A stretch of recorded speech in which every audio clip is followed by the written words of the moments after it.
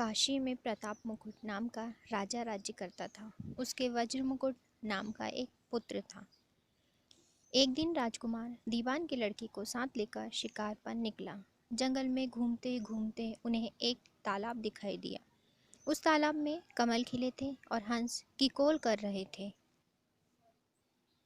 किनारों पर घने पेड़ थे जिस पर पक्षी चहचहा रहे थे। दृश्य बहुत ही सुंदर था। दोनों मित्र वहीं रुके और तालाब के पानी में हाथ मुंह धोकर वहीं पहाड़ी पर बने महादेव के मंदिर चले गए। दोनों ने अपने अपने घोड़े मंदिर के बाहर ही बांध दिए। अब मंदिर में दर्शन करने के बाद जब वे बाहर आए तो उन्होंने देखा कि तालाब के किनारे राजकुमारी अपनी सहेलियों के साथ वहां आई है। दीवान का लड़का तो वहीं एक पेड़ के नीचे बैठ गया, लेकिन राजकुमार उन्हें देखने आगे बढ़ गया। राजकुमारी को देख वज्र मुकुट राजकुमार उस पर मोहित हो गया। राजकुमारी भी राजकुमार की तरफ देख रही थी। फिर उसने अपने जूड़े में से कमल का फूल निकाला, कान में लगाया, दांत से कुतरा, पैर के नीचे दबाया और फिर छाती से लगाया और अपनी सखियों के साथ चली गई। राजकुमारी के जाने के बाद राजकुमार निराश हो गया। अपने मित्र के पास आया और पूरा हाल उसे सुनाकर बोला, मैं इस राजकुमारी के बिना नहीं रह सकता, पर मुझे ना तो उसका नाम मालूम है और ना ठिकाना पता है। वह कैसे मिलेगी? दीवान के लड़के ने कहा, राजकुमार आप इतना घबराइए मत, वह सब कुछ बता गई है। राजकुमार बोला, क्या? कैसे? तब राजकुमार का मित्र बोला, उसने कमल का फूल सिर से उतारकर कानों से लगाया तो उसने बताया कि मैं कर्नाटक की रहने वाली हूँ। दांत से फूल कुतरा तो उसका मतलब था कि मैं दंतबाट राजा की पुत्री हूँ। जब वह फूल उसने पाँव से दबाया तो उसका मतलब था कि मेरा नाम पद्मावती है, और छाती से लगाया उसने बताया कि तुम मेरे दिल में बस गए हो। इतना सुनकर राजकुमार खुशी से फूला नहीं समाया और तुरंत बोला, अब मुझे कर्नाटक देश में ले चलो। दोनों मित्र कर्नाटक के लिए वहां से चल दिए। घूमते फिरते सैर करते दोनों कई दिन बाद आखिर वहां पहुंचे। यहाँ से राजा का महल पास में ही था।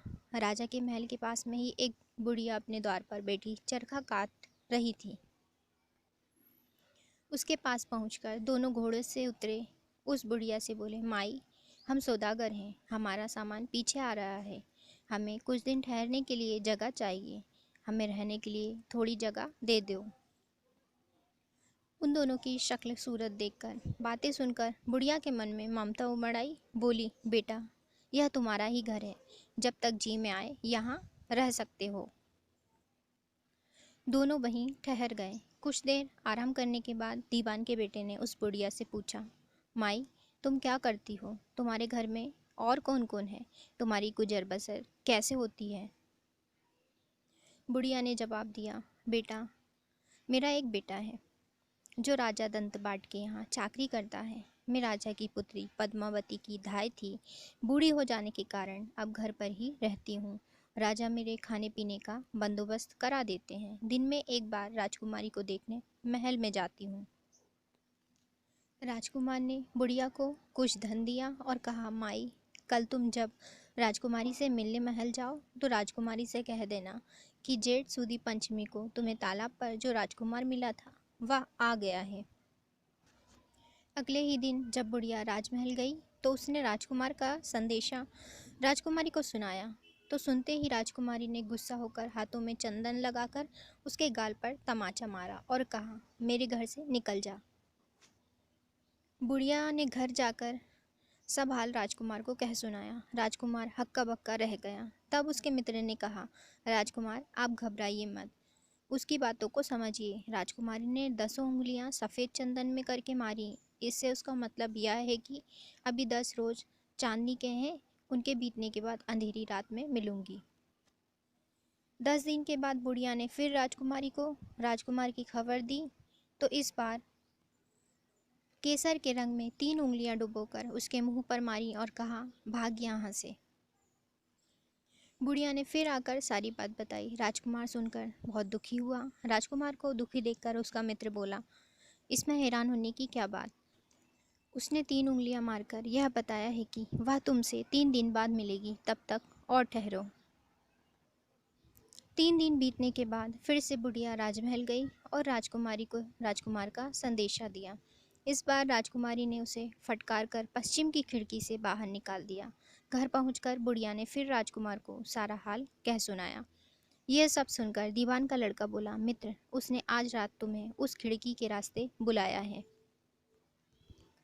यह सब सुनकर राजकुमार खुशी से उछल पड़ा। रात का समय आने पर उसने बुढ़िया की पोशाक पहनी, इत्र लगाया, हथियार बांधे और दोपहर रात बीतने पर वह महल में जा पहुंचा और खिड़की के रास्ते महल में दाखिल हो गया, जहां उसे राजकुमारी मिली और उसे भीतर ले गई। अंदर से महल बहुत सुंदर था, उसमें एक से एक बढ़कर चीजें थीं। रात भर राजकुमार वहीं रहा। जैसे ही दिन निकलने को आया कि राजकुमारी ने राजकुमार को छिपा दिया और रात होने पर राजकुमार फिर बाहर आ जाता। इस तरह कई दिन बीत गए। अचानक एक दिन राजकुमार को अपने मित्र की याद आई। उसे अपने मित्र की चिंता होने लगी। उदास देखकर राजकुमारी ने राजकुमार से उदासी का कारण पूछा, तो उसने बताया, वह मेरा बड़ा प्यारा मित्र है और बड़ा चतुर भी है। उसकी होशियारी से ही तो तुम मुझे मिल पाई हो। अगर वो ना होता तो मैं तुमसे कभी नहीं मिल पाता। राजकुमारी ने कहा, मैं उसके लिए बढ़िया बढ़िया भोजन बनवाती हूँ। तुम उसे खिलाकर तसल्ली देकर वापस लौट आना। खाना साथ लेकर राजकुमार अपने मित्र के पास पहुंचा। दोनों मित्र बहुत दिनों बाद मिले तो राजकुमार ने सारा हाल अपने मित्र को सुनाया और कहा कि राजकुमारी को मैंने तुम्हारी चतुराई भी की सारी बातें बता दी हैं, तभी तो उसने यह भोजन बनाकर खास तुम्हारे लिए भेजा है। यह सब सुनकर दीवान का लड़का सोच में पड़ गया। उसने कहा, यह तुमने अच्छा नहीं किया सब सच्चाई राजकुमारी को बताकर। राजकुमारी समझ गई है कि जब तक मैं हूँ वह तुम्हें अपने बस में नहीं रख सकती, इसलिए उसने इस खाने में जहर मिलाकर भेजा है। यह कहकर दीवान के लड़के ने थाली में से एक लड्डू उठाकर कुत्ते के आगे डाल दिया। लड्डू खाते ही कुत्ता मर गया। यह देख राजकुमार को बहुत बुरा लगा। उसने कहा, ऐसी स्त्री से भगवान बचाए, मैं अब उसके पास नहीं जाऊंगा। दीवान का बेटा बोला, नहीं, अब ऐसा उपाय करना चाहिए जिससे हम उसे घर ले चलें। आज रात को तुम वहां जाओ। जब राजकुमारी सो जाए तो उसके बाएं पैर पर त्रिशूल का निशान बनाकर उसके गहने लेकर आ जाना। राजकुमार ने अपने मित्र के कहे अनुसार वैसा ही किया जैसा कि उसने बताया था और वापस अपने मित्र के पास लौट आया। उसके आने पर दीवान का बेटा योगी का भेष धारण किए मरघट में जा बैठा और राजकुमार से कहा कि तुम इन गहनों को बाजार में ले जाकर बेच आओ। अगर कोई तुम्हें गहने बेचते हुए पकड़े तो कह देना कि मेरे गुरु ने मुझे दिए हैं, मेरे गुरु के पास चलो और उसे यहाँ ले आना। राजकुमार गहने लेकर शहर गया और महल के पास एक सुनार को उन्हें दिखाया। देखते ही सुनार ने पहचान लिया कि ये गहने शाही गहने हैं। वह उसे पकड़कर कोतवाल के पास ले गया।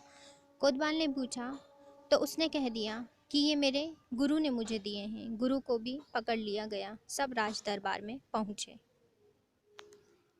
राज दरबार में योगी से राजा ने पूछा, योगी महाराज, ये गहने आपको कहाँ से मिले? योगी बने दीवान के बेटे ने कहा, महाराज, मैं मसान में काली अमावस्या को डाकिनी मंत्र सिद्ध कर रहा था कि डाकिनी वहां आई। मैंने उसके गहने ले लिए और उसके बाएं पैर पर त्रिशूल का निशान बना दिया। इतना सुनकर राजा महल में गया और उसने रानी से कहा कि पद्मावती के बाएं पैर पर देखो कि त्रिशूल का निशान तो नहीं है। रानी ने जाकर पद्मावती के पैर को देखा। रानी के बाएं पैर पर त्रिशूल का निशान था। राजा को ये जानकर बड़ा दुख हुआ। बाहर आकर वह योगी को एक और ले जाकर बोला, महाराज, धर्मशास्त्र में खोटी स्त्रियों के लिए क्या दंड है? योगी ने जवाब दिया, राजन, ब्राह्मण, गऊ, स्त्री, लड़का और अपने आश्रय में रहने वाले से कोई खोटा काम हो जाए तो उसे देश निकाला दे देना चाहिए। ऐसा सुनकर राजा ने अपनी पुत्री पद्मावती को डोली में बैठाकर जंगल में छुड़वा दिया। उधर राजकुमार और दीवान का बेटा तो इसी ताक में ही बैठे थे राजकुमारी को जंगल में देख अपने साथ लेकर अपने नगर में लौट आए और आनंद से रहने लगे। इतनी बात बताकर बेताल बोला, राजन, यह बताओ कि पाप किसको लगा। राजा ने कहा, पाप तो राजा को लगा। दीवान के बेटे ने अपने स्वामी का काम किया, कोतवाल ने अपने राज्य के राजा का मान रखा और राजकुमार ने अपना मनोरथ सिद्ध किया। इसमें राजा ने पाप किया। पाप राजा को लगा क्योंकि उसने अपनी पुत्री को बिना विचार किए देश निकाला दे दिया। राजा का इतना कहना था कि बेताल फिर उसी पेड़ पर जा लटका। राजा वापस गया और बेताल को पेड़ से उतारकर पुनः अपने साथ लेकर चल दिया। बेताल बोला, राजन सुनो, एक कहानी और सुनाता हूँ।